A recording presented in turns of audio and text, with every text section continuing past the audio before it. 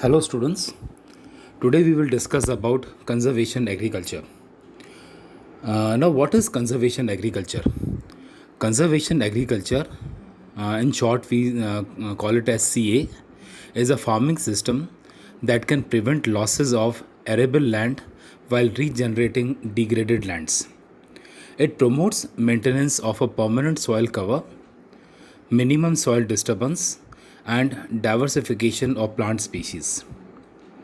It enhances biodiversity and natural biological processes above and below the ground surface, which contribute to increased water and nutrient use efficiency and to improved and sustained crop production.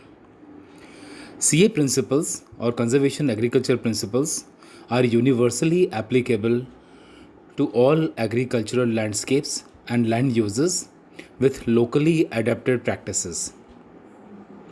Soil interventions such as mechanical soil disturbance are reduced to an absolute minimum or avoided, and external inputs such as agrochemicals and plant nutrients of mineral or organic origin are applied optimally and in ways and quantities that do not interfere with or disrupt the biological processes. CA facilitates good agronomy such as timely operations and improves overall land husbandry for rain-fed and irrigated production. Complemented by other known good practices, including the use of quality seeds and integrated pest, nutrient, weed, and water management, etc. CA or conservation agriculture is a base for sustainable agricultural production intensification. It opens increased options for integration of production sectors such as crop livestock integration and the integration of trees and the pastures into agricultural landscapes.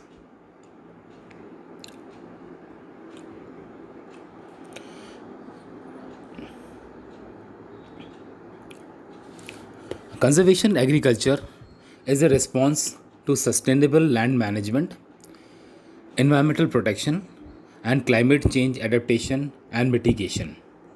FAO promotes the adoption of conservation agriculture principles or minimal soil disturbance, permanent soil cover, and crop rotations that are universally applicable in all agricultural landscapes and cropping systems. FAO provides member countries with technical support for governments in designing, formulating, and planning national strategies and policies that can provide required incentives for farmers to adopt conservation agriculture practices that are climate resilient and make investments in sustainable agricultural mechanization. Farmers, especially smallholders, can in turn move away from inefficient agronomic management practices and shift from manual labor to levels of mechanization that offer higher returns. Farmers serve farmers, service providers, and extension agents through training on conservation agriculture and sustainable mechanization. FAO also develops training materials and guides that can be used in programs introduced in agricultural universities' curricula and useful for awareness raising among researchers and policymakers. Implementing location, specific practices, and identifying suitable crops to improve production systems that are resilient within the social, economic, and cultural context under current climate conditions as well as under prospective climate scenarios, and identify existing or potential markets for inputs and or outputs. Increasing agricultural production by implementing conservation agriculture practices to better respond to emergency food needs within a food self-sufficiency policy content. Now, conservation agriculture We must understand the context. In many countries, intensive crop production has depleted the soil, thus, jeopardizing our ability to maintain future production in these areas. It is essential to move towards environmentally friendly farming systems that produce more from the same area of land while reducing negative environmental impacts and enhancing benefits people obtain from healthy ecosystems.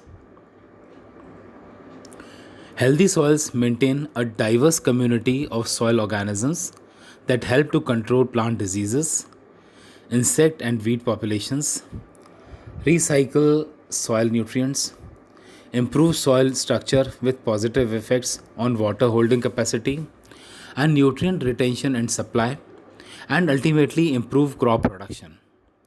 Conservation agriculture can enhance productivity of farmland already in use and can regenerate land left in poor condition by past misuse.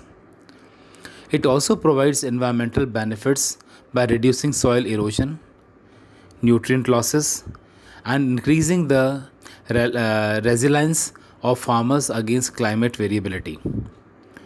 Conservation agriculture, along with effective nutrient management, including nitrogen, phosphorus, and sulfur, contributes to increasing the accumulation of soil organic carbon.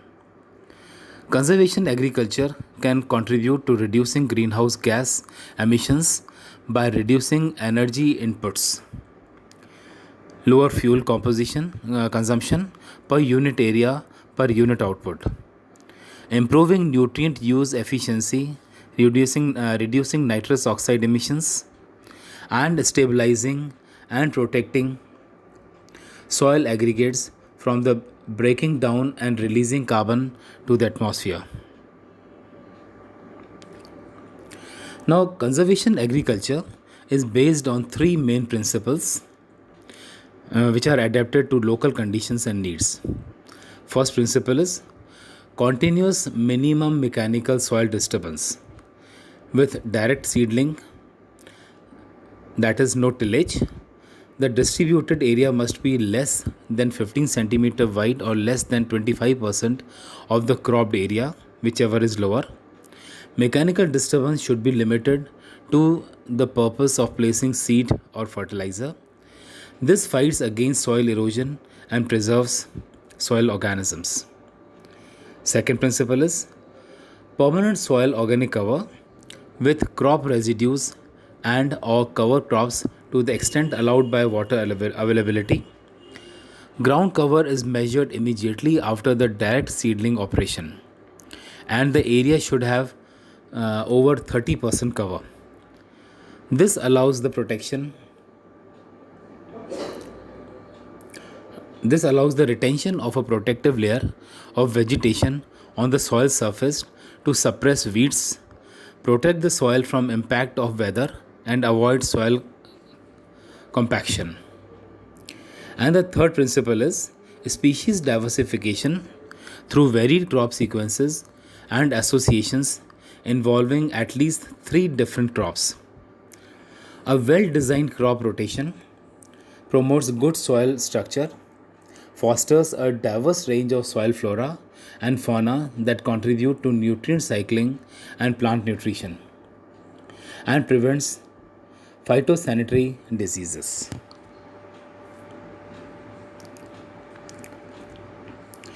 Now, how to practice conservation agriculture?